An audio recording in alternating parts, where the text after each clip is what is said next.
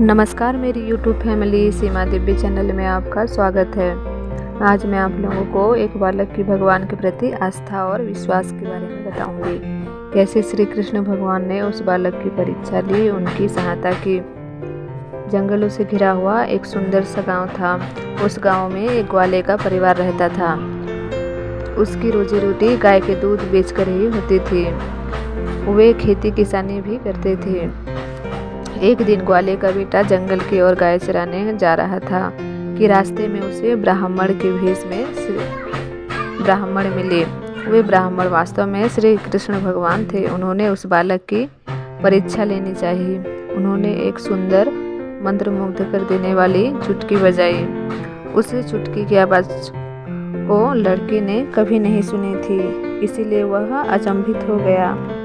उसने ब्राह्मण के सामने जाकर कहा, महाराज, आपने यह क्या बजाई? मैंने तो यह आवाज़ कभी नहीं सुनी थी। कृपया मुझे भी यह सिखा दीजिए। ब्राह्मण के भेष में कृष्णा मंद मंद मुस्काए। वे बोले, तुम्हारी गाय दोगे तभी मैं सिखाऊंगा। लड़के ने उदासी भरी हामी भरी और गाय ब्राह्मण को दान कर दी और साधारण से बजने वाली चुटकी सीखकर खाली हाथ घर की ओर चल दिया। आंगन में आते ही पिताजी ने कहा, अरे बेटा, गाय को कहाँ छोड़ आया? उसने कहा, गाय को तो मैंने दान कर दी और यह सुंदर सी बजने वाली चुटकी सीखी। उसके भोलेपन को देखकर पिताजी भी उसकी खुशी में शामिल हो गए।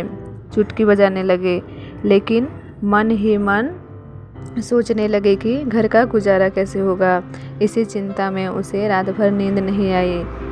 कुछ दिन बीते और गांव में अकाल पड़ गया। गांव में अकाल पड़ते ही धरती जैसे सूखने लगी और बूंद बूंद को तरसने लगी। तभी एक रात ग्वाले को स्वप्न में भगवान दिखाई दिए।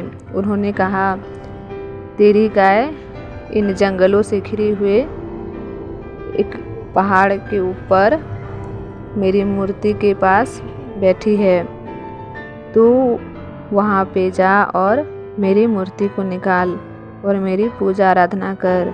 तेरी सारी दुख दर्द दूर हो जाएंगे।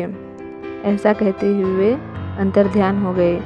सुबह उठते ही वह ग्वाला जंगल की ओर भागा और भगवान की मूर्ति को निकालकर पूजा पाठ की। इससे गांव में पड़ी अकाल भी दूर हो गई और बारिश की बूंदें गिरने लगी और वह गांव सुख संपन्न से रहने लगा। इसी तरह भगवान ने एक भक्त की सहायता की। इसी के साथ मैं यह कहानी यहीं पे ख़त्म करती हूँ। मिलती हूँ अगले वीडियो पे। राधे।